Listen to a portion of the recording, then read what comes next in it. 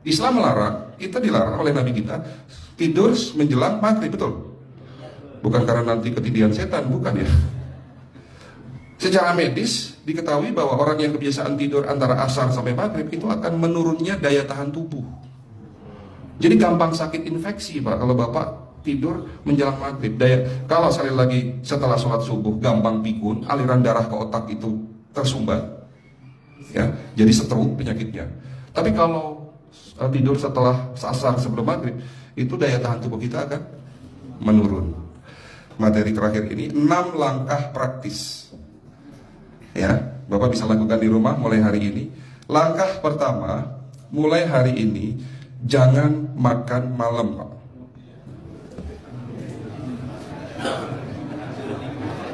Ya, ala bisa karena biasa. Memang awalnya sulit, yang sudah kebiasaan makan malam itu sulit. Alasannya nanti nggak bisa tidur dong, betul ya? Nanti perutnya kembung, mual dan sebagainya. Itu karena kebiasaan. Dulu pun saya begitu. Tapi kalau sekali-sekali boleh Pak. Misalnya diundang hajatan gitu, tetangga ada yang kawinan hajatan, ya udah apa-apa, menghargai itu makan malam. Tapi sekali-sekali itu. Tapi kalau tiap hari ini yang nggak boleh, betul ya Pak? Jangan makan berlebihan dan jangan makan malam. Makan sate boleh nggak Pak? Boleh, sama bilang nggak boleh. Sate itu, Bapak tahu daging kambing. Daging kambing, daging domba adalah makanan sehat, tidak berkolesterol. Yang kolesterol itu lemaknya Pak. Tapi kalau Bapak makan daging murni, dagingnya tok, ya sehat Pak. Yang nggak boleh itu santannya. Jadi makan gulai itu jangan, kalau gulai sate aja udah.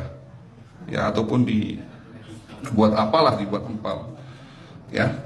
Oke, itu yang pertama. Yang kedua, tolong catat. Jangan tidur larut malam, Pak. Batasan tidur jam berapa, Pak? Jam 11 paling telat. Jadi jam 10 harus sudah tidur. Kenapa? Apa penjelasan medisnya?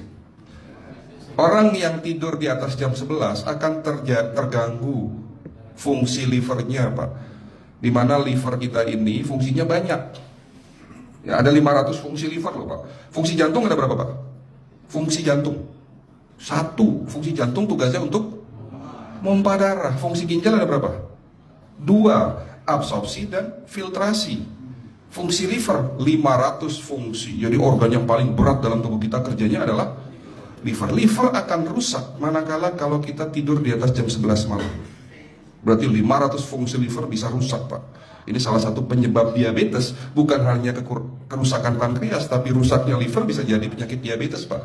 Jadi kalau sakit diabetes itu, yang terganggu itu sebetulnya bukan hanya pankreasnya, livernya pun rusak, ususnya pun rusak. Makanya dalam pengobatan diabetes di klinik kami, itu bukan hanya ngobatin pankreas, tapi 3 organ penting ini saya obati: usus, liver, dan pankreas. Kebanyakan kenapa?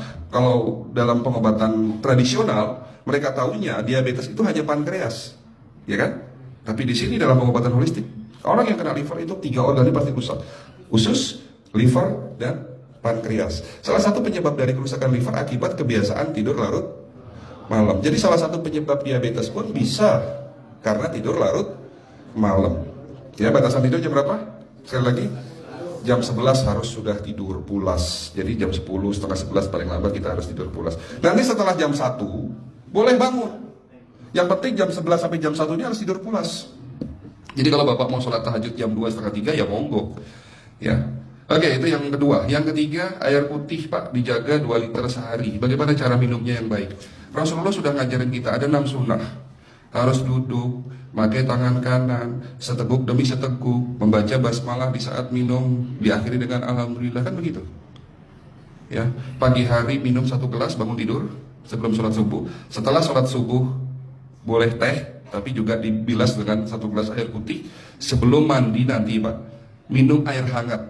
Kalau Bapak mandinya pakai air dingin boleh, tapi sebelum mandi minum air hangat, biar tubuh kita ini jangan terlalu dingin di saat kita kena air dingin.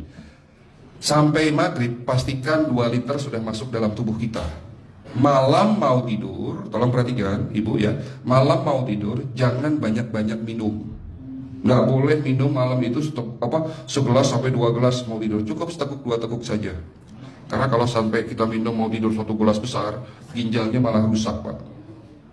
Ya.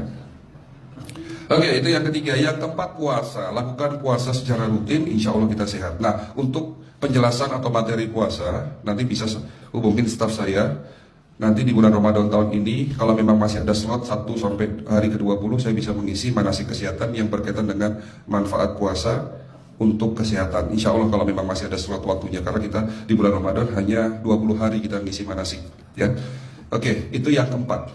Langkah keempat. Langkah 1, 2, 3, 4. Langkah kelima.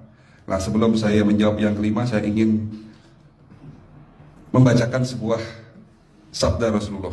Rasulullah bersabda, di dalam tubuhmu ada segumpal daging. Jika segumpal daging itu sakit, akan sakitlah seluruh tubuhmu. Dan jika segumpal daging itu rusak, akan rusaklah seluruh tubuhmu. Apa itu segumpal daging? Segumpal daging itu adalah hati. Tapi ternyata yang dimaksud Rasulullah itu bukan liver, Pak. Yang dimaksud Rasulullah adalah hati kita, roh kita, jiwa kita, perasaan kita. Kalau hati kita rusak, kita banyak penyakit hati, iri, dengki, sombong, takabur, dan sebagainya. Penyakit fisik akan muncul dalam tubuh kita. Ya, tidak ada orang stres itu sehat, betul tidak, Pak? Tidak ada orang yang suka marah-marah itu sehat, betul tidak? Bahkan Rasulullah mengajar, senyum adalah ibadah. Senangkan orang lain, permudah urusan orang lain, insya Allah kita sehat. Ya, jadi itu langkah ke-5. Langkah 1 sampai langkah ke-5 sifatnya individual. Bapak bisa lakukan sendiri di rumah. Tapi langkah ke-6 ini butuh bantuan pihak dokter atau rumah sakit. Kira-kira langkah ke-6 apa, Pak? Lakukan pemeriksaan sebelum sakit. Jadi periksa itu jangan nunggu sakit baru periksa. Jangan seperti kayak Bu Ustazah tadi, diajak periksa, jawabannya takut ketahuan penyakitnya. Setelah stroke baru datang ke klinik untuk minta diperiksa. Kalau sudah stroke susah nggak nyembuhinnya, Pak? Kata kayak beliau nih, sudah 2 tahun tidak sembuh karena sudah terlanjur stroke. Tapi kalau beliau melakukan general check up, mohon maaf ya Pak, kalau beliau melakukan general check up rutin, insya Allah tidak akan kena stroke karena sebelum stroke sudah diobati dulu. Karena stroke ini bisa kita lihat dalam scanning dengan alat yang saya punya, insya Allah kelihatan ini. Oh ini sudah mulai ada tanda-tanda mau penyumbatan, buru-buru diobati. Memang takut Pak, tapi pesan saya jangan takut.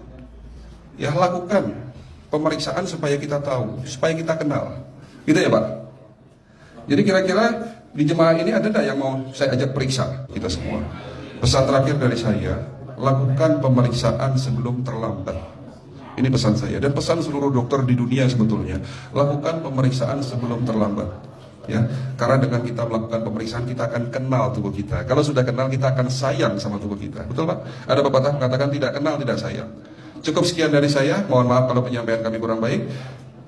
Akhirul kalam, wabillahi taufiq wal hidayah. Wassalamualaikum warahmatullahi wabarakatuh.